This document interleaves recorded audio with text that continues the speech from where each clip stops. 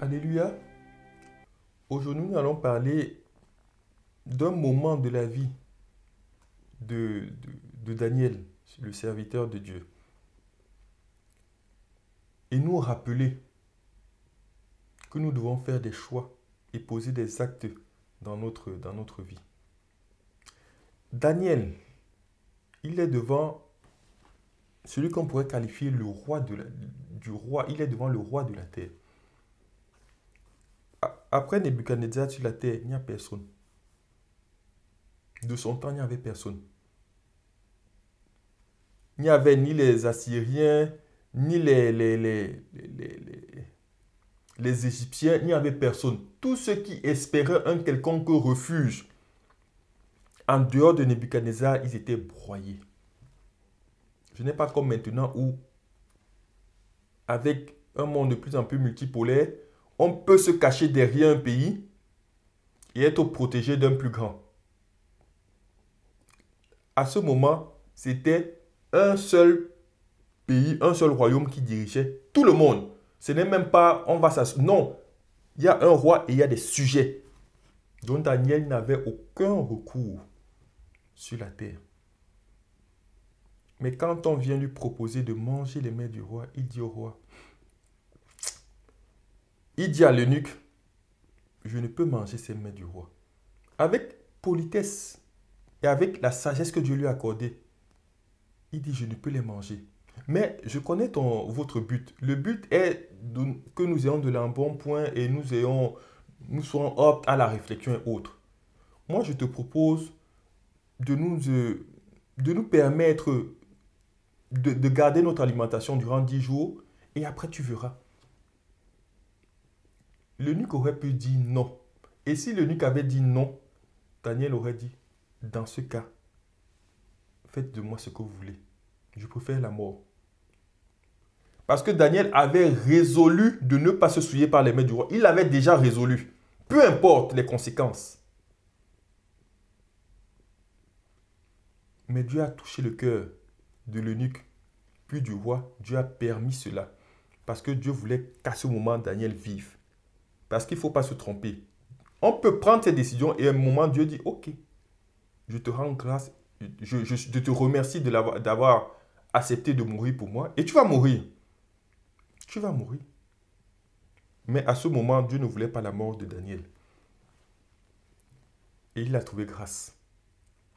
Nous, qu'est-ce qui se passe dans nos lieux de travail?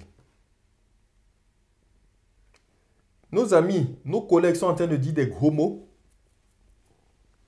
Et, non contents de nous taire,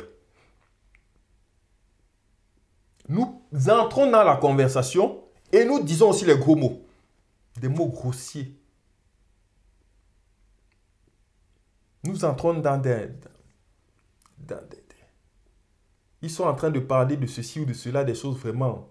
Mais nous entrons dans la conversation.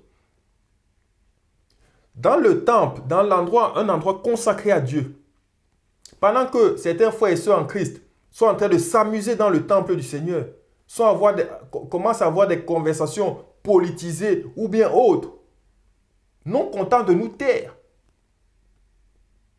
Là où même nous sommes dans notre droit, nous entrons dans les conversations aussi, dans le temple de Dieu, et nous disons ce que nous voulons.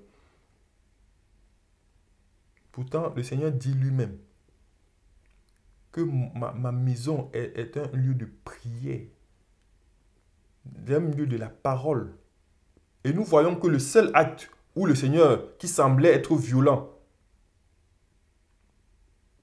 que le Seigneur a manifesté de sa vie, c'est dans le temple. Mais cela ne nous dit absolument rien pour certains. Daniel, lui, sa vie est exposée. Mais il a résolu d'avoir une attitude digne devant le Seigneur. Nous, notre vie n'est même pas exposée. Seulement parce que nous ne voulons pas être mis à l'écart ou être appelés saints. Par moquerie même. Souvent parce que nous cherchons à multiplier les affinités. Nous rejetons la vérité du Seigneur. Que Daniel nous vienne en exemple. Que Daniel, nous nous rappelions de la vie de Daniel. pour ne pas poser de tel acte. Si des personnes autour de toi disent des gros mots, n'entre pas dans leur conversation. Si des personnes autour de toi insultent leurs collègues ou bien insultent leurs responsables, n'entre pas dans leur conversation. Si des personnes autour de toi, quand elles entrent dans le temple, elles font ce qu'elles veulent, elles discutent de ce qu'elles veulent, ou bien c'est un moment de distraction pour elles, n'entre pas dans cette assemblée. Entre-toi dans ce groupe, pas dans une autre partie du temple ou du lieu consacré, prie, médite, où on fait des prières. N'entre pas parmi ceux qui font du désordre. Voilà ce que le Seigneur nous enseigne par cette vie de Daniel. Amen.